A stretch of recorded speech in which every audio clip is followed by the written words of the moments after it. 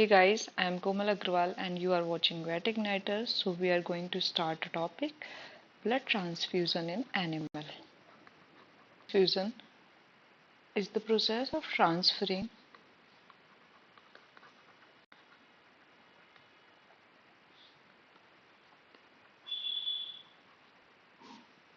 whole blood or its component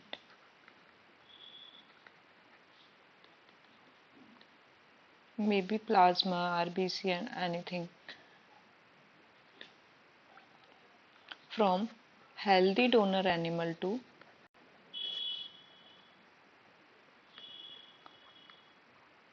recipient animal through intravenous route.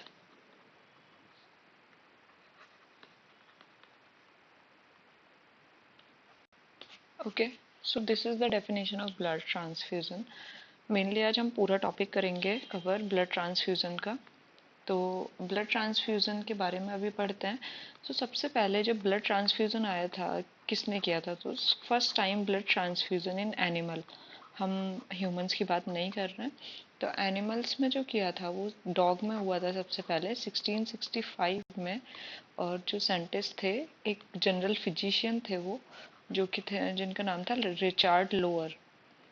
ठीक है, तो इन्होंने फर्स्ट टाइम ब्लड ट्रांसफ्यूज़न किया था। अब क्या क्या कंडीशन होती हैं जिसके टाइम पे हमें ब्लड ट्रांसफ्यूज़न करना है? ठीक है, तो क्या क्या इंडिकेशंस हैं ब्लड ट्रांसफ्यूज़न की? तो सबसे पहले कोई भी डॉग वगैरह कोई भी एनिमल है वो एनीमिक है, या तो हीमोलाइटिक एनीमिया हो गया, या तो आरबीसी का ब्रेकडाउन हो रहा है, और हीमोरेजिक कंडीशन है कि ब्लड लॉस हुए जा रहा है। ठीक है, तो दोनों कंडीशन एनीमिया जो कॉज करेगी उसकी वजह से हमें उसको काउंटर करने के लिए ब्लड ट्रांसफ्यूज़न करना पड़ेगा। दूसरा कोगुलोपैथी, प्लेटलेट्स काउंट। ठीक है, तो इसमें क्या होता है कोगुलोपैथी में, जब भी कोई भी ब्लीडिंग डिसऑर्डर्स होते हैं तो ब्लड क्लॉट जो ब्लड क्लॉट नहीं हो पाता है, जिसकी वजह से क्या होता है सीवियर ब्लीडिंग होना शुरू हो जाती है।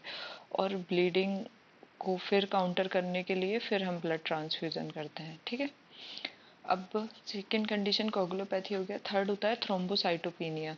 अगर तुमने टिक फीवर वगैरह के केसेस करे हों तो तुम्हें पता होगा कि उसमें मेनली थ्रोम्बोसाइटोपिनिया पाया जाता है। तो उस टाइम पर भी हमें क्या होता है कि प्लेटलेट्स लेवल डिक्रीज हो जाता है, जिसकी वजह से हम ब्लड ट्रांसफ्यूज़न करना प्रेफर करते हैं।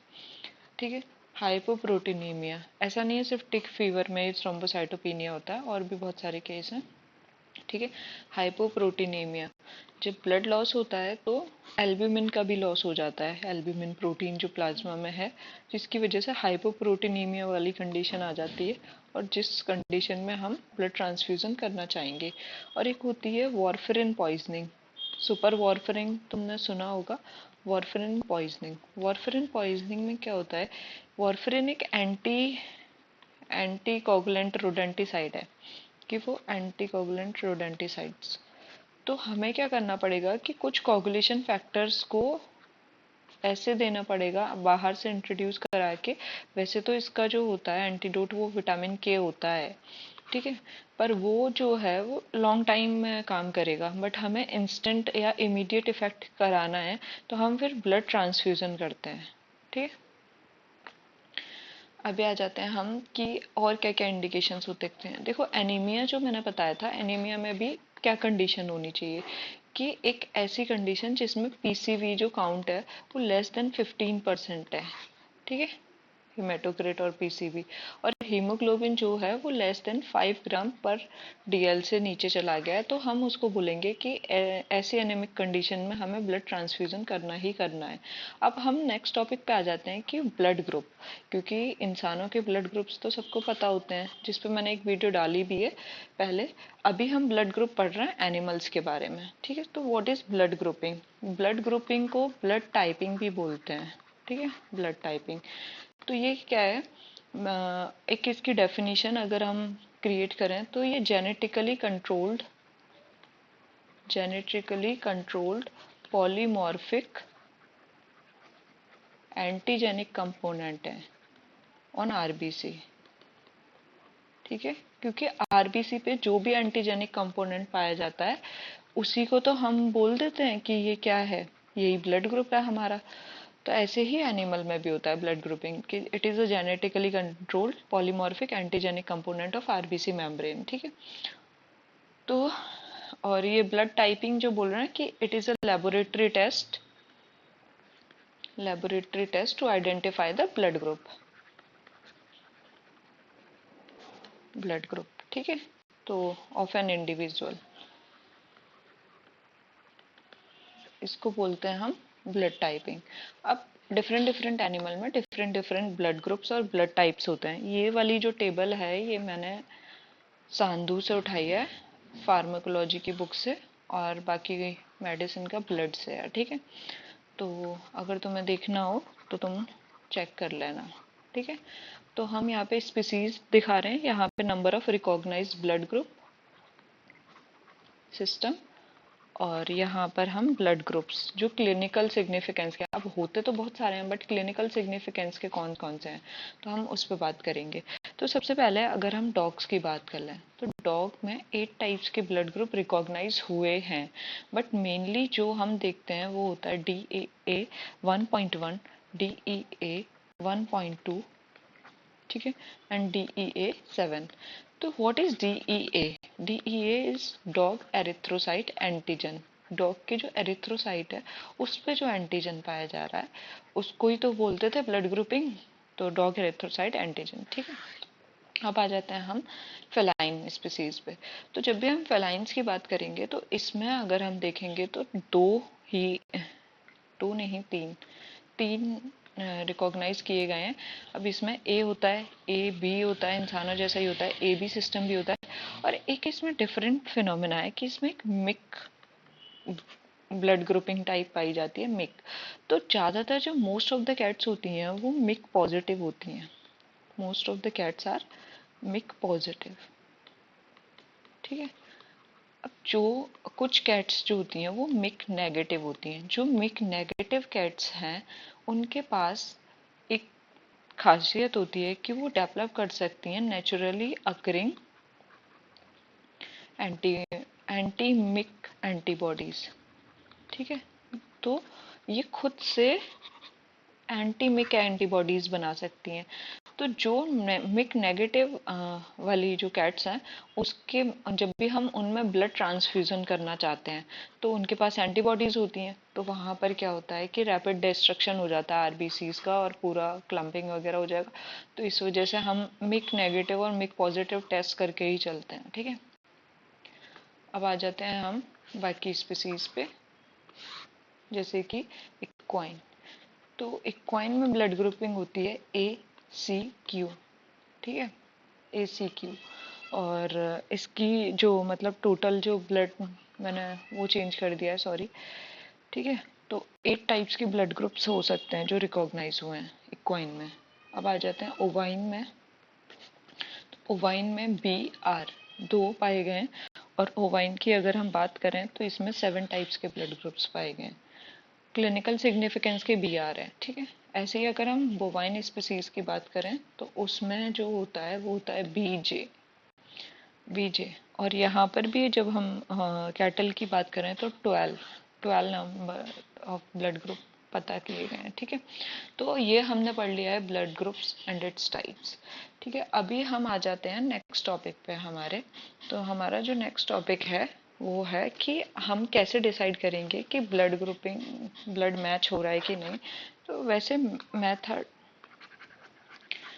मेथड्स ऑफ ब्लड ग्रुपिंग, तो किस किस मेथड से हम ब्लड ग्रुप टेस्ट कर सकते हैं। ठीक है, तो 3 मेथड होते हैं बेसिकली। पहला है card base agglutination test. Card base agglutination test. Card base agglutination test में क्या होता है कि इसमें कुछ वेल्स होती हैं, उसमें क्या होता है, उसमें एंटी सीरा एंटीबॉडीज पड़ी हैं और हमने अपना ब्लड डाला, तो अगर कोगुलेट हो गया तो समझ लो कि एंटीबॉडीज और एंटीबॉडी एंटीजन जो है अगर वो कोगुलेट कर रहा है तो समझ लो कि यही वाला ब्लड ग्रुप है। ठीक है, तो हाँ, तो ये होता है कार्ड बेस्ड एग्लूटिनेशन टेस्ट। जो दूसरा मेथड है हमारे पास वो होता है इम्यूनो क्रोमेटिक क्रोमेटोग्राफिक कार्टेज, ठीक है, टेस्ट। तो इसको आईसी भी बोलते हैं। आईसी तुमने बहुत सारी किट्स वगैरह देखी होंगी। ये बहुत रैपिड होता है, मतलब इसमें मतलब बस यहाँ पर मतलब थोड़ा सा सैंपल डालना है और तुरंत लाइनिंग्स आ जाएंगी, वही सब है। तो इसमें क्या होता है, इसको मतलब लिटरल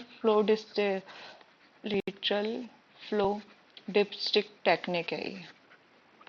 जैसे यूरिन एनालाइजर, यूरिन के लिए भी आती हैं फ्लो डिपस्टिक्स, वैसे ही सेम, ठीक है। तो ये रैपिड होता है, बहुत पोर्टेबल होता है और इंस्टेंट 1 मिनट में आपको बता देता है। तो ये काफ़ी अच्छा है, ठीक है। इम्यूनो क्रोमोटोग्राफिक आईसी बोलते हैं, ठीक है। थर्ड जो होता है वो होता है gel column based diffusion test. तो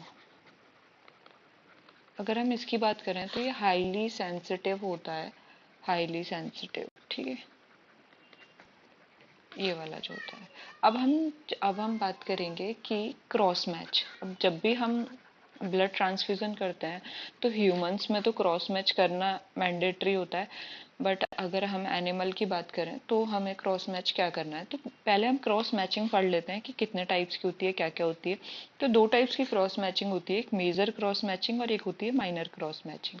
तो जब भी हम मेजर क्रॉस मैचिंग की बात करेंगे तो मेजर क्रॉस मैचिंग में क्या है कि mainly we detect antibodies already present in the recipient plasma that could cause hemolytic reaction after RBC are transfused. Okay, so नहीं समझ आया तो दोबारा बताती हूँ। जैसे कि हमें क्या करना है इसमें, मेनली हमें डोनर, जो हमारे डोनर होंगे, डोनर की आरबीसी लेनी है, मतलब उसका 0.5 ml लेना है और उसको 3 टाइम नॉर्मल सलाइन में 0.9 ml NS में 3 टाइम्स वॉशिंग करने के बाद लेना है ये 0.1 ml। एंड देन उसके बाद जो है हमें इसमें 0.1 ml रेसिपिएंट का प्लाज्मा मिलाना है। जो रेसिपिएंट होगा उसका प्लाज्मा 0.1 ml। अगर एग्लूटिनेशन हो गया तो पॉजिटिव, और अगर एग्लूटिनेशन नहीं हो रहा है तो नेगेटिव, और अगर एग्लूटिनेशन हो गया तो कंपैटिबल है, ठीक है।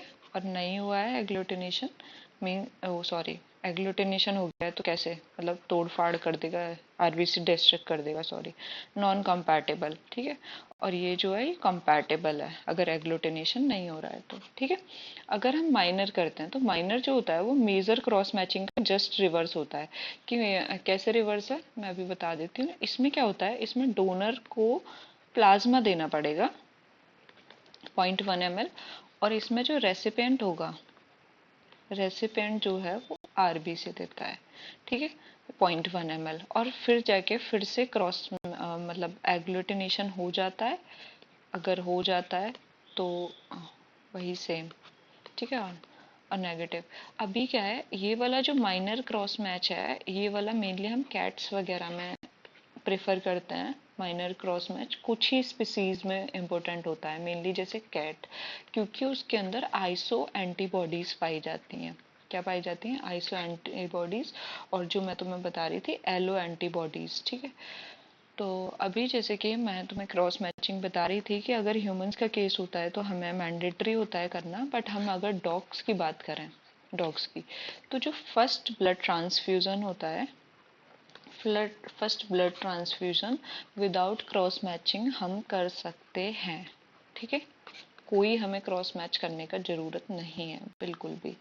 इवन हम सेकेंड ब्लड ट्रांसफ्यूज़न, डॉग में जो होता है सेकेंड ब्लड ट्रांसफ्यूज़न, अगर हमें विद इन 3 days और 72 hours करना है तो हम विदाउट क्रॉस मैच के कर सकते हैं। अगर हमें मतलब थोड़ा टाइम 10-20 दिन बाद करना है तो फिर हमें क्रॉस मैच कराना पड़ेगा, है ना। बट अगर 3 days और विद इन 72 hours कर रहे हैं तो हम विदाउट क्रॉस मैच के दोबारा से डॉग पे हम ब्लड ट्रांसफ्यूजन कर सकते हैं। पर अगर हम कैट में यही केस देख लें तो कैट में मैंने तुम्हें बताया था आइसो एंटीबॉडीज, एलो एंटीबॉडीज होती हैं, जिसकी वजह से हमें फर्स्ट ब्लड ट्रांसफ्यूजन के लिए भी हमें क्रॉस मैच करके देखना पड़ेगा, मतलब मैंडेटरी होता है। और सेकंड तो करना ही पड़ेगा जब फर्स्ट करना पड़ रहा है तो। और उसके बाद एंटीबॉडीज़ क्रिएट हो जाती हैं इस वजह से। तो अब हम देख लेते हैं कि हम डोनर का सिलेक्शन कैसे करेंगे, रेसिपिएंट का सिलेक्शन कैसे करेंगे। ठीक है, तो हमें करना है रेसिपिएंट का तो क्या ही सिलेक्शन, वो तो बीमार है, जो ज़्यादा, मैंने बताया था ना, जिसका पीसीवी 15% से कम हो और 5 ग्राम पर डीएल से हीमोग्लोबिन। ठीक है, तो सिलेक्शन ऑफ डोनर, तो डोनर जो है वो या तो यंग होना चाहिए और या फिर अडल्ट होना चाहिए। अब जैसे कि बोलते हैं ये 2 to 8 ईयर एज के बीच में ही होना चाहिए। अब जो डोनर है, अगर डॉग की बात करें तो वो DEA 1.1 या फिर 1.2 या फिर 7, ठीक है, ये नेगेटिव होना चाहिए, ये मैंडेटरी थिंग्स हैं। ठीक है, और अगर हम बात करें, वो हेल्दी होना चाहिए, उसका वेट जो है वो 30 किलो से ज़्यादा होना चाहिए, उसका पीसीवी 40% से ज़्यादा होना चाहिए या फिर 40 मान लो। ठीक है, वो फुली वैक्सीनेटेड होना चाहिए। ठीक है, और उसे कोई किसी प्रकार की डिजीज़ या कोई इन्फेक्शन नहीं होना चाहिए। ठीक है, और वो इंटरनल या एक्सटर्नल कोई भी पैरासाइट नहीं होने चाहिए उसकी बॉडी पे। ठीक है, उसको पहले मतलब डिवॉर्मिंग वगैरह हो रखा हो, सब ये सारी कंडीशंस होती हैं डोनर सेलेक्ट करने के लिए।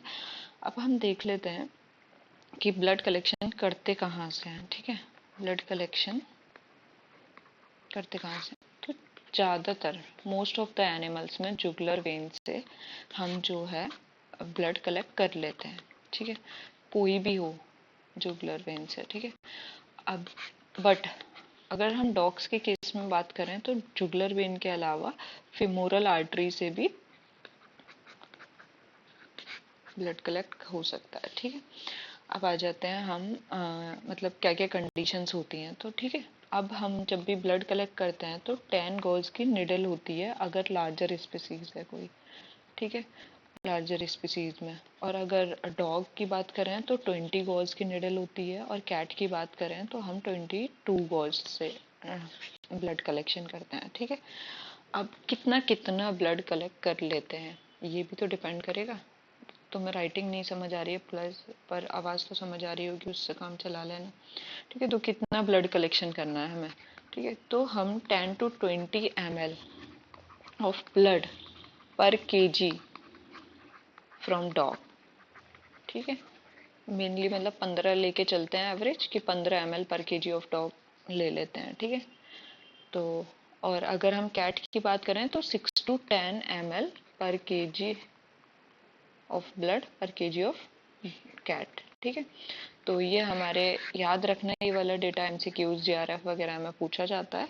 और अब ये भी पूछा जाता है कि ब्लड कितना है, ये भी तो पता होना चाहिए। तो ये भी एमसीक्यूज में आता है कि डॉग का जो ब्लड वॉल्यूम होता है 7 to 9% ऑफ बॉडी वेट। ठीक है, जो भी बॉडी वेट है उसका 7 to 9%। अगर हम कैट के ब्लड वॉल्यूम की बात करें तो वो होता है 5 to 6% ऑफ बॉडी वेट। ठीक है, तो ये बहुत इम्पोर्टेंट पेज है, इसको स्टार बना के याद कर लेना। ठीक है, तो अब हम आ जाते हैं नेक्स्ट पेज पे। तो हमें सबसे पहले पढ़ने से पहले हमें ये पता होना चाहिए कि जो हम ब्लड ट्रांसफ्यूज़न करने जा रहे हैं, उसके ब्लड ट्रांसफ्यूज़न के टाइम पे हम, जैसे ह्यूमंस में हेपेरिन यूज़ करते हैं एंटीकोगुलेंट, तो इसमें कौन सा एंटीकोगुलेंट्स वगैरह, तो टाइप्स ऑफ कंटेनर या फिर कलेक्शन बैग्स वगैरह क्या यूज़ होंगे। ठीक है, तो 2 टाइप्स के होते हैं, एक होती हैं वैक्यूम बॉटल्स और एक होते हैं प्लास्टिक बैग। ठीक है, तो जब हम वैक्यूम बॉटल्स की बात करें, इनको यूज़ करना तो काफ़ी आसान है। ठीक है, सिंपल टू यूज़, बट इनके बहुत सारे डिसएडवांटेज होते हैं, बहुत सारे। जैसे कि ये एक्टिवेशन कर देता है प्लेटलेट्स का। ठीक है, और प्लेटलेट्स का क्या, कोगुलेशन फैक्टर्स का भी एक्टिवेशन करा देता है, और ज़्यादातर चांसेस होते हैं कंटामिनेशन के। ठीक है, कंटामिनेशन के, और मेनली पोटेंशियल फॉर एयर एम्बुलिज्म। ठीक है, एयर वगैरह एम्बुलेंस के फॉर्म में जा सकती है, तो हम ना यूज़ करें वैक्यूम बॉटल्स तो ज़्यादा अच्छा है। तो we preferred plastic bags, but collection जो होता है प्लास्टिक बैग से काफ़ी डिफ़िकल्ट होता है as comparison to vacuum bottles and all. ठीक है, तो हमें प्लास्टिक बैग्स के बारे में बात करना है। तो प्लास्टिक बैग्स जो आते हैं, अब वो दो यूज़ कर सकते हैं, दो तरीके के। एक होता है CPDA, एंटीकोगुलेंट के नाम है ये। CPDA मतलब सिट्रेट फॉस्फेट डेक्सट्रोज एडेनिन, अगार मत बोल देना, ठीक है, एडेनिन 1। ठीक है, तो एक ये होता है जो ज़्यादातर यूज़ होता है CPDA, और दूसरा जो होता है वो होता है ACD, जो एंटीकोगुलेंट्स यूज़ होते हैं। इसका होता है एसिड सिट्रेट डेक्सट्रोज। ठीक है, अब हेपेरिन, व्हाट अबाउट हेपेरिन? तुम्हें तो हेपेरिन याद आ रहा होगा ना। तो हेपेरिन हम एनिमल के केस में नहीं यूज़ करते, मत करना कभी भी यूज़। ठीक है, क्यों नहीं करते? क्योंकि ये एक्टिवेट कर देता है प्लेटलेट्स को, फिर ब्लीडिंग ही ब्लीडिंग, ब्लीडिंग ही ब्लीडिंग, ब्लीडिंग ही ब्लीडिंग। ठीक है, ये होता रहेगा। आपने चढ़ा तो दिया ब्लड, बट ब्लीडिंग हो रहा है। ठीक है, तो हमें दो कोगुलेंट्स यूज़ करने हैं। क्या क्या यूज़ करने हैं हमें? CPD और ACD, वो बैग्स में ही आएंगे। अब हम कितना कितना यूज़ करते हैं, तो जो CPDA जो बैग में होता है वो पहले से ही होता है वैसे, बट डोज रेट तुम्हें पता होना चाहिए। जो CPDA 1 का डोज रेट होता है वो होता है 1 ml for every 7 ml of blood. ठीक है, 7 ml ब्लड के लिए 1 ml CPDA रिक्वायरमेंट होती ही होती है। ठीक है, ये तुम्हें पता होना चाहिए। ठीक है, अब हम इसके बाद पढ़ेंगे कि जो भी प्रोसेस है ब्लड ट्रांसफ्यूज़न की, उसमें और क्या क्या चीज़ें हैं। ठीक है, तो ब्लड ट्रांसफ्यूज़न जब भी हम करने जा रहे हैं तो एक ब्लड ट्रांसफ्यूज़न करते टाइम जो IV सेट होना चाहिए।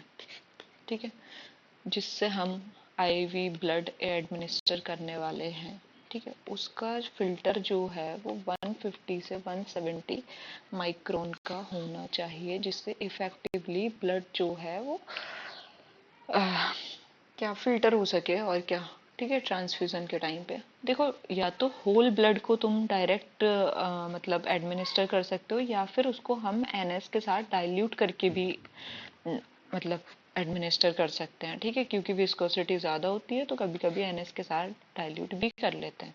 ऐसा नहीं है कि नहीं नहीं हम सिर्फ IV के साथ होली डालेंगे। ठीक है, अभी बताती हूँ तुम्हें बाकी की चीज़ें, जैसे कि और जो ब्लड है उसको हमें थोड़ा वार्म कर लेना है कि 37 डिग्री सेल्सियस तक। अगर नहीं है टेम्परेचर मेंटेन तो वो हाइपोथर्मिया कॉज कर सकता है, कार्डियक एरिथमिया कॉज कर सकता है। ठीक है, ये सारी कंडीशंस कॉज हो सकती हैं।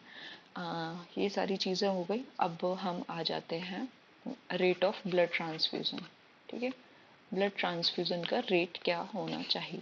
तो ब्लड ट्रांसफ्यूज़न जब भी हम स्टार्ट करते हैं तो 0.25 ml पर KG body weight first 30 minutes तक इसी रेट से करना है। अब तुमने प्रैक्टिस में इतना स्लो तो नहीं जाते हुए देखा होगा, बट तुम अच्छा डॉक्टर बनना चाहते हो तो इतना स्लो ही एडमिनिस्टर करना है। फिर हमें चेक करना है कोई एडवर्स रिएक्शंस तो नहीं आ रहे हैं।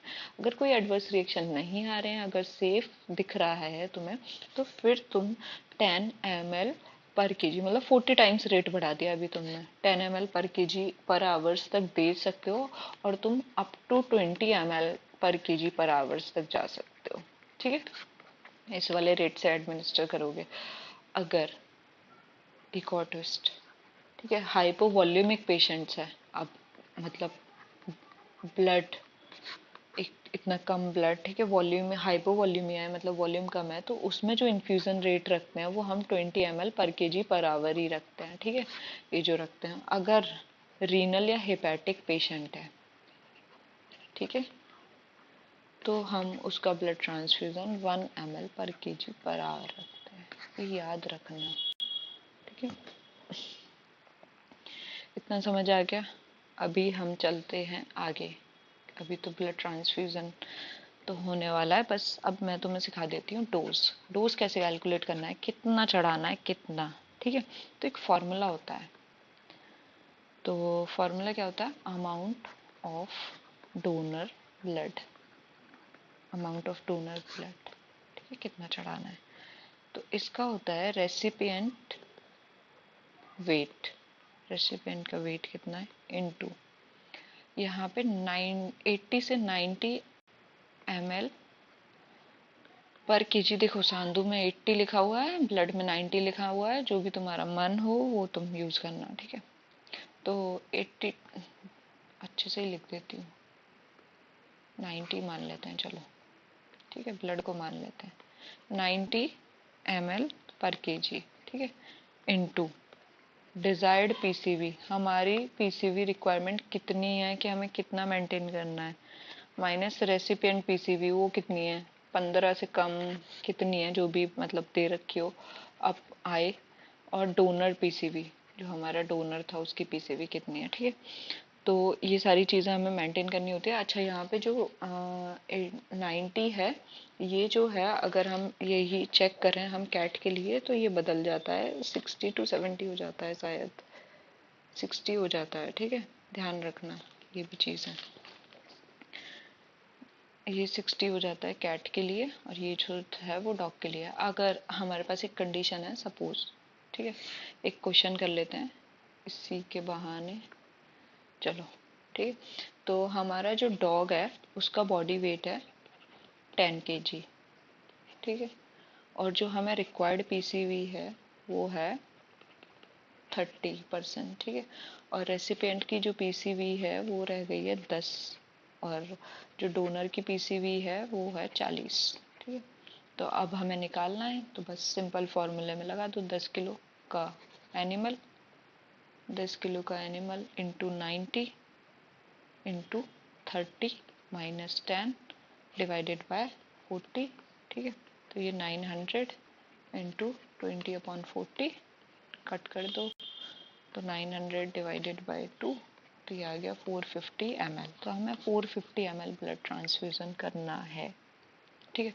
अरे कितना ब्लड निकाल सकते हो बता दिया ना मैंने पीछे, एक बार देखती हूँ, हाँ बता दिया है, ठीक है, ये ठीक है, 10 to 12 ml ऑफ ब्लड पर केजी फ्रॉम द डॉग, यही सब ध्यान रखना, ठीक है। तो अभी हमने इतना पढ़ लिया, अब ब्लड ट्रांसफ्यूज़न तो करा दोगे तुम, चलो करा दिया तुमने जैसे तैसे ब्लड ट्रांसफ्यूज़न।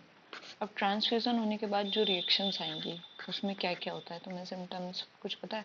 डीआईसी हो सकती है, डिससेमिनेटेड इंट्रावेस्कुलर कोगुलोपैथी, शॉक में जा सकता है, फीवर हो सकता है, एयर एम्बोलिज्म हो सकती है, सेप्टिसीमिया हो सकती है, ठीक है, सिट्रेट टॉक्सिसिटी हो सकती है, कुछ भी हो सकता है, ठीक है, ट्रांसफ्यूज़न के दौरान।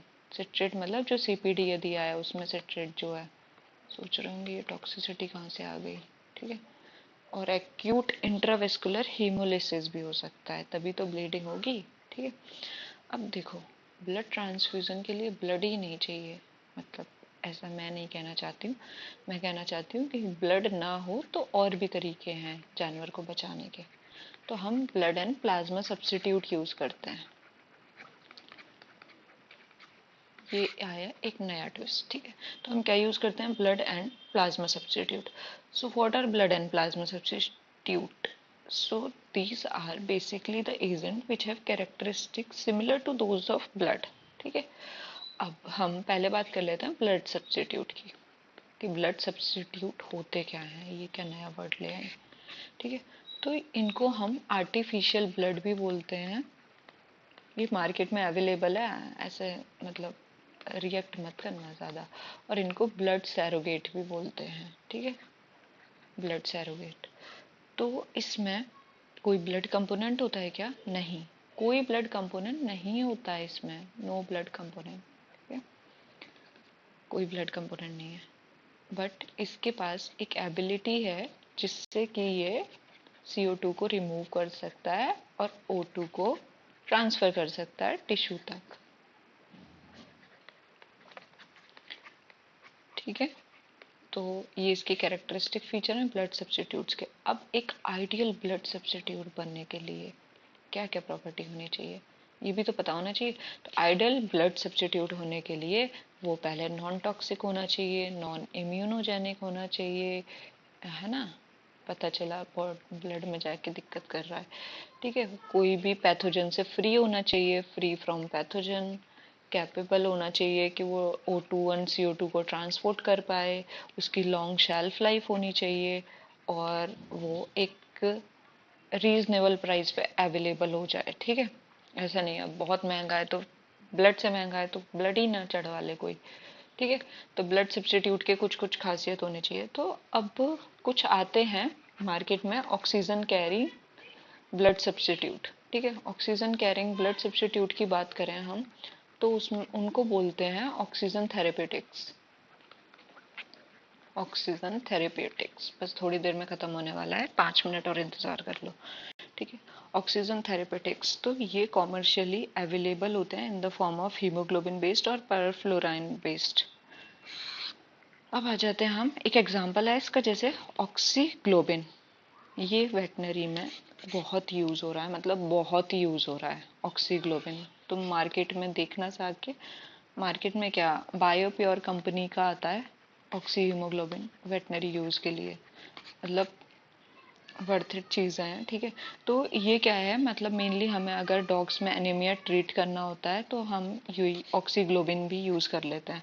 ऑक्सीग्लोबिन में क्या है कि 13 ग्राम/dl का हीमोग्लोबिन रेट रखा है हमने।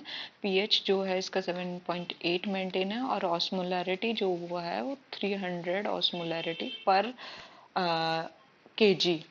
ठीक है, और इसकी 2 ईयर की शेल्फ लाइफ भी है, तो इतना लॉन्ग लास्टिंग। और अब ऑक्सीग्लोबिन है क्या, तो ऑक्सीग्लोबिन जनरली कुछ नहीं है, it is a ultra purified polymerised bovine polymerised bovine haemoglobin in a modified Ringer lactate. ठीक है, रिंगर लैक्टेट सॉल्यूशन। तो ये हो गया हमारा ऑक्सीग्लोबिन। तो जब हमने ऑक्सीग्लोबिन पढ़ लिया है, अब इसके बाद हम पढ़ने जा रहे हैं कि बाकी की चीज़ें। बहुत ज़्यादा शोर आ रहा है बाहर से, sorry for the disturbances, but अब कुछ नहीं किया जा सकता। ठीक है, अब आ जाते हैं कि ऑक्सीग्लोबिन के कुछ कुछ डिसएडवांटेज भी हैं, तो मैं उन्हें बता देती हूँ कि जैसे ही तुम एडमिनिस्टर करोगे वैसे ही ये इमीडिएट पीसीवी को डिक्रीज कर देगा, इमीडिएट। ठीक है, विद इन 24 आवर आपका पीसीवी, आपका नहीं एनिमल का पीसीवी रेट घट जाएगा। ठीक है, इसके साइड इफ़ेक्ट्स की बात करें हम ऑक्सीग्लोबिन की, तो येलो टू ऑरेंज डिस्कलरेशन हो जाता है स्किन का। ठीक है, और ब्राउन कलर का यूरिन का डिस्कलरेशन हो जाता है, red to dark green colour का मतलब फीसेस का डिस्कलरेशन हो जाता है, और म्यूकस मेम्ब्रेन और स्क्लेरा गम सबका डिस्कलरेशन कर देता है, मतलब ये याद रखना। कॉन्ट्रा इंडिकेट करते हैं हाइपर सेंसिटिव पेशेंट्स में, अगर जिसको हाइपर सेंसिटिविटी है तो उसमें नहीं यूज़ करेंगे हम, बिल्कुल भी यूज़ करने का मन नहीं है। और जिसको कार्डियोवेस्कुलर डिजीज़ है उसमें भी हम नहीं यूज़ करना चाहते हैं इसमें, किसी को पल्मोनरी एडिमा वगैरह है तो उसमें भी कॉन्ट्रा इंडिकेट करते हैं कि ना दें तो ही अच्छा है। ठीक है, अब आ जाते हैं, एक और है हीमोप्योर। ये तो तुमने सुना होगा, ह्यूमंस में यूज़ होता है हीमोप्योर। ठीक है, ये भी एक हीमोग्लोबिन प्रिपरेशन है, पर ये ह्यूमन यूज़ किया। अभी हमने वेटनरी में तो नहीं यूज़ किया, मैंने वेटनरी में बस वही ऑक्सीप्योर ही देखा है, तो ऑक्सीग्लोबिन सॉरी। ठीक है, तो ये हीमोप्योर जो है, ऐसे बहुत सारे आते हैं, ऑक्सीसाइट, ऑक्सीजेंट, पर ये सारे जितने भी आते हैं ना ये सब ह्यूमंस में यूज़ होते हैं, तो मैंने उसमें नहीं देखा उतना। पॉलीहीम, ठीक है, ये भी तुमने बहुत कॉमनली सुना होगा। तो अभी ये सारे ब्लड सब्स्टिट्यूट हैं, अब हम आ जाते हैं प्लाज्मा सब्स्टिट्यूट पे। प्लाज्मा सब्स्टिट्यूट, इनका दूसरा नाम है प्लाज्मा वॉल्यूम एक्सपेंडर, जो प्लाज्मा के वॉल्यूम को एक्सपेंड करते हैं। मेनली कौन होते हैं, कोलॉइडल सॉल्यूशन होते हैं ना, जो कि प्लाज्मा के वॉल्यूम को एक्सपेंड कर देते हैं। ठीक है, तो इनको हम सिंथेटिक या आर्टिफिशियल कोलॉइड भी बोल सकते हैं, सिंथेटिक एंड आर्टिफिशियल कोलॉइड है मेनली ये। ठीक है, तो अब अगर हम बात करें तो ये क्या करते हैं, ये जो है मेनली अट्रैक्ट करते हैं एंड होल्ड करते हैं H2O को, H2O मतलब पानी को, in with in the vascular space. ठीक है, वेस्कुलर स्पेस के अंदर, तो जब ब्लड वेसल्स के अंदर उसको फ्लूइड को होल्ड कर रखा है, जिसकी वजह से क्या होगा, वेस्कुलर वॉल्यूम जो है वो एक्सपैंड हो जाएगा, and expand blood vascular volume. ठीक है, तो ये ऐसे करके काम करते हैं, ब्लड वेस्कुलर वॉल्यूम। ठीक है, अब आ जाते हैं कि इनकी प्रॉपर्टीज़ क्या होती हैं। अब कोई प्लाज्मा सब्स्टिट्यूट है तो उसकी भी कुछ प्रॉपर्टी होती हैं कि ये ऑनकोटिक प्रेशर जो है वो प्लाज्मा से ज़्यादा एक्सर्ट करें, ये सर्कुलेशन में ही रहें, ये कोई भी एडवर्स इफेक्ट ना दें किसी विसरल ऑर्गन पे, ये लॉन्ग लास्टिंग हो, मतलब इजी स्टरलाइजेशन, मतलब स्टराइबल हो। ठीक है, ऐसा नहीं कि ब्लड में जा रहा है। तो ठीक है, ये मेनली हम हाइपोवॉल्यूमिक पेशेंट्स जो आते हैं और हाइपोप्रोटीनेमिक पेशेंट्स उनके में यूज़ करते हैं, हाइपोवॉल्यूमिक या फिर हाइपोप्रोटीनेमिक। ठीक है, क्योंकि एल्ब्यूमिन मेनली प्लाज्मा से तो उसको करा देगा। ठीक है, बैलेंस। तो इसमें बहुत सारे एग्जांपल हैं हमारे पास, जैसे कि डेक्स्ट्रान में भी डेक्स्ट्रान 70, मैंने कभी देखा नहीं है डेक्स्ट्रान 70, हमारे यहाँ डेक्स्ट्रान 40 तक ही देखा है, मतलब जो मैंने क्लिनिक्स पे देखा है डेक्स्ट्रान 40 तक। डेक्स्ट्रान 70 पता नहीं होता है, मतलब बुक्स में लिखा हुआ है कि डेक्स्ट्रान 70 जो है वो यूज़ करना चाहिए। अब ये डेक्स्ट्रान वगैरह भी क्या है, these are the complex polysaccharide molecules obtained from the action of leuconostoc bacterium on sucrose. ठीक है, अब इसका डोज रेट वगैरह शायद 10 to 20 ml पर केजी पर डे। ठीक है, आईवी इन्फ्यूज़न करना, इन्फ्यूज़न का हमेशा रेट प्लीज़ सोच समझ के किया करिए। ये 5 ml पर केजी पर आवर से फास्ट नहीं होना चाहिए, इसी लिमिट में होना चाहिए, इसी लिमिट में। ठीक है, तो ये याद रखना। और भी होते हैं, हीटा स्टार्च होता है, हीटा स्टार्च। ठीक है, हीटा स्टार्च तो तुमने बहुत ज़्यादा सुना होगा, ये सिंथेटिक कॉम्प्लेक्स मिक्सचर होता है स्टार्च का ही। इसका डोज रेट होता है 10 to 14 ml पर केजी पर डे। ठीक है, डॉग्स में मेनली, और कैट में जो होता है वो होता है, ये डॉग्स में, कैट में होता है 5 ml पर केजी पर डे। ठीक है, आईवी। ऐसे ही और भी चीज़ें होती हैं, जैसे कि ऑक्सी पॉलीजेलेटिन। ठीक है, ये हम जेलेटिन से एक्सट्रैक्ट करते हैं, कैटल की बोन मैरो जेलेटिन उससे एक्सट्रैक्ट किया जाता है ये। और भी चीज़ें होती हैं, जैसे पीवीपी सुना होगा तुमने, पॉलीविनाइल पायरोलिडोन, बट इसको कम यूज़ करते हैं क्योंकि इसको जैसे एडमिनिस्टर करते हैं वैसे ही हिस्टामिन रिलीज़ करा देता है, तो इसके साइड इफ़ेक्ट्स भी हैं, तो इस वजह से इसे नहीं यूज़ करते हैं। अगर तुम्हें पसंद आई हो वीडियो तो प्लीज़ लाइक सब्सक्राइब कर देना यार, सब्सक्राइबर ही नहीं बढ़ रहे हैं। Thank you so much.